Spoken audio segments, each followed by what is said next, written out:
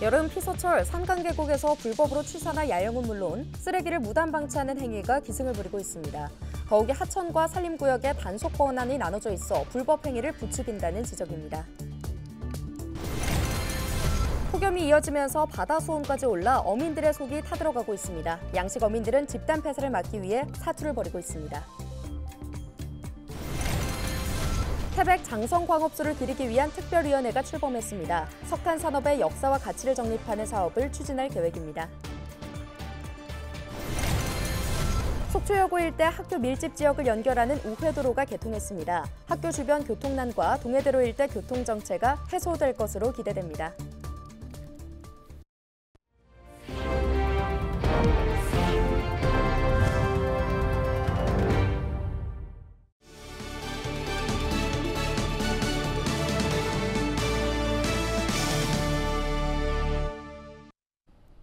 여러분 안녕하십니까? 헬로티비 뉴스입니다. 요즘 더위 식히러 물놀이 떠나시는 분들 많이 계실 텐데요. 시원한 계곡에서 물놀이를 즐긴 뒤 맛있는 음식을 먹는 것도 큰 즐거움이죠. 그런데 불법 야영부터 취사까지 법을 지키지 않는 피서객들이 늘면서 산간계곡이 몸살을 앓고 있다고 합니다. 정승환 기자가 현장 취재했습니다. 계곡물에 몸을 담근 사람들. 한편에선 허기진배를 달래기 위한 점심 준비가 한창입니다. 물놀이 후가 가장 맛있다는 라면부터 삼겹살과 갈비까지 종류도 다양합니다. 하지만 이렇게 푸짐하게 한 상 차려 먹다간 과태료 30만 원을 물 수 있습니다. 산림보호법상 산림 100m 내에서는 허가 없이 불을 피울 수 없기 때문입니다. 원칙적으로 산림이 인접한 계곡에서는 불을 피우는 행위 자체가 금지되지만 화기를 사용하는 모습을 쉽게 찾아볼 수 있습니다. 라면을 먹을 때도 보온병에 물을 담아와 붓는 건 가능하지만 물을 끓이는 건 안 됩니다. 야영장 이렇게 지정된 곳에서는 취사 행위를 하실 수가 있습니다. 근데 이렇게 하천부진에 구기름이 산접해 있는 곳에서는 취사 행위를 하셔서는 안 됩니다. 불법 야영도 골칫거리입니다. 계곡 내에선 취사와 함께 야영도 금지돼 있지만 버젓이 텐트가 설치돼 있습니다. 불 피운 흔적은 물론이고 설거지와 세면을 한 흔적도 그대로 남아 있습니다. 인근엔 언제 버려졌는지 모를 쓰레기도 가득 쌓여 있습니다. 모두 과태료 처분 대상입니다. 단속에 적발된 피서객 대부분은 몰랐다는 반응입니다. 이 산림 면적지에서 이렇게 불을 놓으시면 과태료 분석. 예. 여기서 예. 여기는 된다고 해가지고 그래서 온 거야 인천에서 오늘 일일이 찾아보고 계곡에서 취사가 가능한지 그래가지고 온 거예요. 그래서 취사가 저는 이쪽이라는 거 다 고맙던데 오늘 아침에 경고 같은 분이 없어. 우리 집도 물건인데 경고는 안 붙여져 있더라고 여기. 그러니까 이렇게 프레스하게 붙여져 있으면 그런 거 봐요. 법규를 알고 있는 경우는 손에 꼽힙니다. 불을 피우는 행위는 절대 안 되는 걸로 알고 있고 산불 한번 나면은 대형 화재로 이렇게 또 번지기 때문에 안 되는 걸로 알고 있습니다. 산림청이 매년 단속과 홍보에 나서고 있지만 매번 처분이 어렵다 보니 좀처럼 해결이 어렵습니다. 또 하천부지는 지자체, 산림은 산림청의 관리 권한이 나뉘어져 있어 단속과 관리 주체가 모호한 점도 문제입니다. 궤도해는데 이게 불 피우면 안 된다고 궤도해요. 그런데 말대로 안 듣는 걸 뭐 자기네들 뭐 배가 고파서 먹는 걸 뭐 어떻게 해. 그것까지 뭐 강제로도 뭐 어떻게 할 수 있는 방법이 없잖아요. 무더운 여름 쉴 곳을 내주는 청정 계곡과 산림. 쾌적한 환경을 유지하기 위해선 시민들의 자발적인 보호 노력이 무엇보다 필요해 보입니다. 헬로티비 뉴스 정승환입니다. 여름 내내 이어진 폭염에 바다에도 비상이 걸렸습니다. 수온이 올라가면서 어민들은 양식장 폐사를 막기 위해 사투를 벌이고 있습니다. 보도에 장혜원 기자입니다. 완도에 있는 한 가두리 양식장입니다. 10년째 전복 양식을 하고 있는 곽상훈 씨는 지난해 전복의 70%가 폐사해 피해가 컸습니다. 곽 씨는 올해도 폭염이 이어지고 있는 만큼 고수온 피해를 입지 않을까 걱정합니다. 지금 외기 온도가 너무 높다 보니까 태풍이나 이런 다른 여건들이 또 갖춰졌을 때 수온이 갑자기 또 올라갈까 봐 지금 걱정이 많습니다.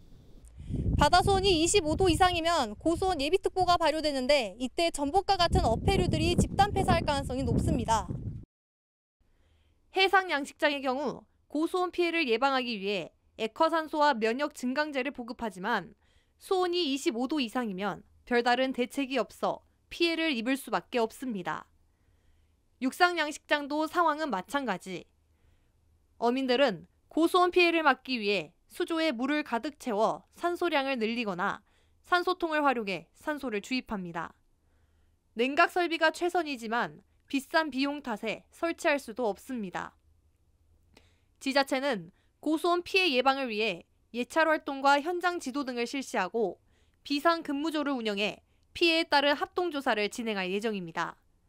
또 보험료와 폐사체 처리기 등을 지원하고 예방 백신을 공급할 방침입니다. 액화산소 장비 가동이라든지 양식 밀도 조절, 사료 공급량 조절 등 양식장 현장 관리 지도를 최선을 다하고 있습니다. 고수온 피해가 급증하면서 힘겨운 여름을 보내고 있는 어민들의 근심은 커지고 있습니다. 헬로티비 뉴스 장혜원입니다. 앞서 보신 대로 고수온에 어민들의 속이 타들어가고 있는데요. 여기에 더해 남해안에서는 적조까지 기승을 부려 비상이 걸렸다고 합니다. 수산당국이 피해 최소화에 안간힘을 쓰고 있습니다. 보도에 송하영 기자입니다. 전남 고흥 등량만입니다. 누런빛 바다가 일렁입니다. 바닷물 온도가 연일 오르면서 적조가 나타났습니다.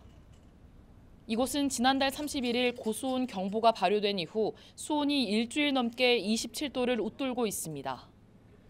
평년보다 2도가량 높은 겁니다. 바다 상황에 비상이 걸린 건 여수와 완도 등 또 다른 남해안 지역도 마찬가지. 이에 국립수산과학원은 최근 등량만을 포함한 전남 5개 해역에 적조 예비특보를 내렸습니다. 항아리 같으면 맨 안쪽에 좀 고여지는 그런 물 형태의 수온을 그쪽에서는 띄고 있거든요. 그래서 그쪽은 수온이 지금 28도, 29도 이렇게 높게 나타나고 있고요. 그러니까 24년 8월 7일 비교해 보면은 2.3도 정도 높습니다. 적조 발생에 따라 양식장 피해가 우려되고 있습니다.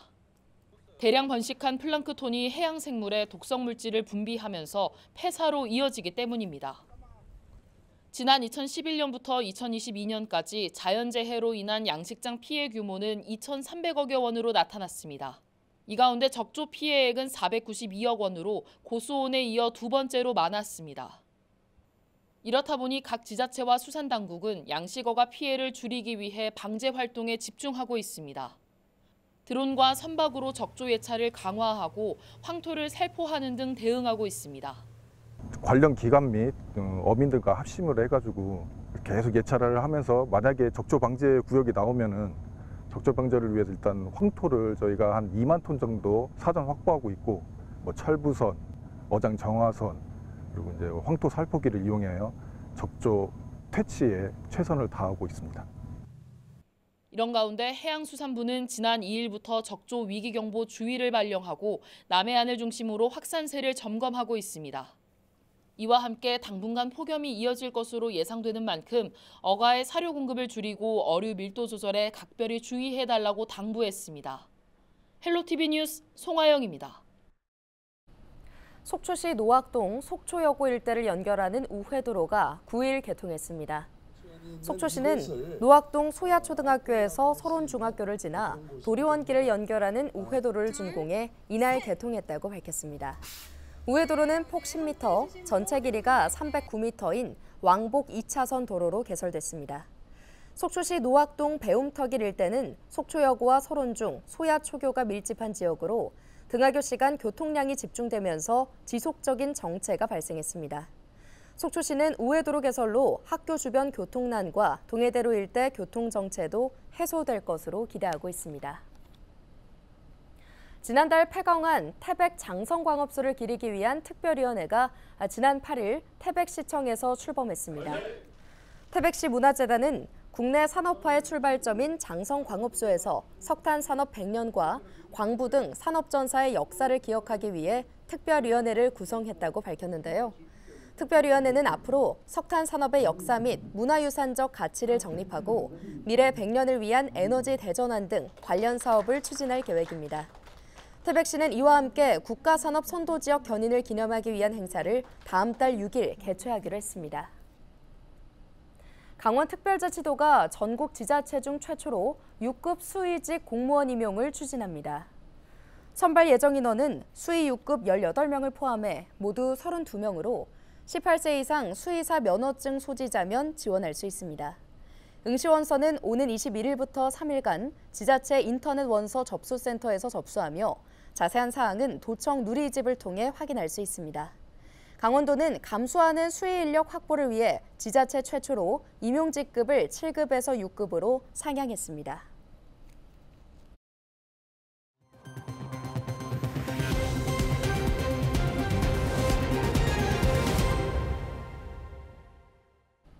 강원특별자치도 교육청과 넥슨재단, 컴퓨팅 교사협회가 도내 초등학생 대상 코딩 교육을 위한 하이파이브 챌린지 업무 협약을 체결했습니다. 하이파이브 챌린지는 2020년부터 넥슨재단과 컴퓨팅 교사협회가 전국 초중고 특수학교 학생들을 대상으로 시작한 코딩 교육 프로젝트인데요. 도교육청은 다음 달부터 도내 초등학교 400학급 학생 10,000명을 대상으로 프로그램을 운영할 예정입니다.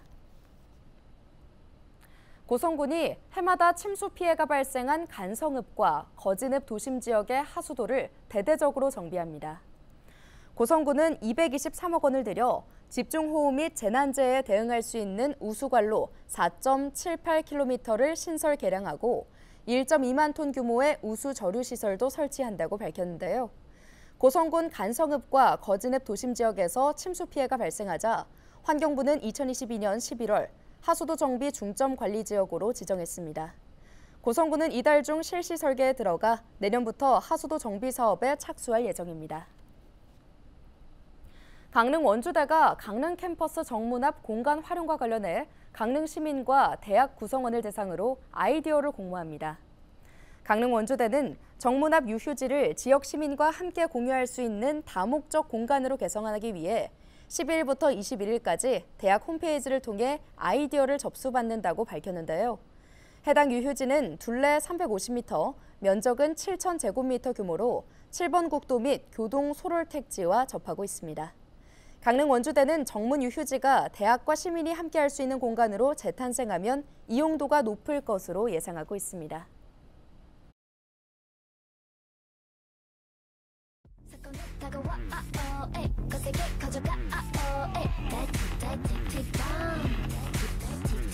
아유, 공기도 좋고 시원하고 보물도 찾을 수 있으니까 힐링되고 좋아요.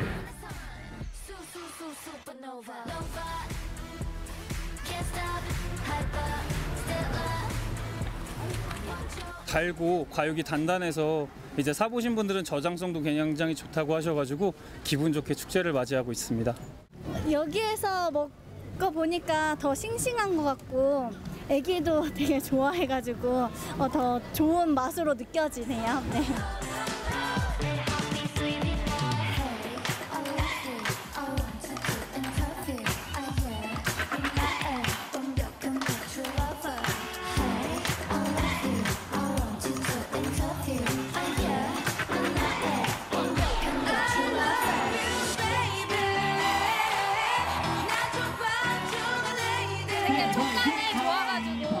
되게 생각보다 좀 찝찝할 줄 알았는데 향기롭고 이래서 괜찮았던 것 같아요. 별로 기대를 안 해봐가지고 못 찾을 줄 알았는데 또 찾아가지고 조금 즐거웠어요.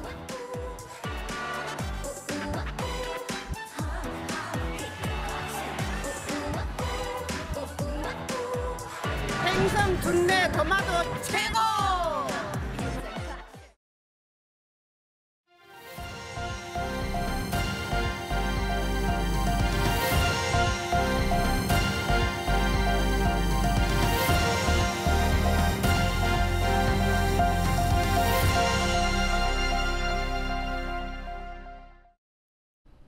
오늘 준비한 소식은 여기까지입니다. 함께해 주신 여러분 고맙습니다.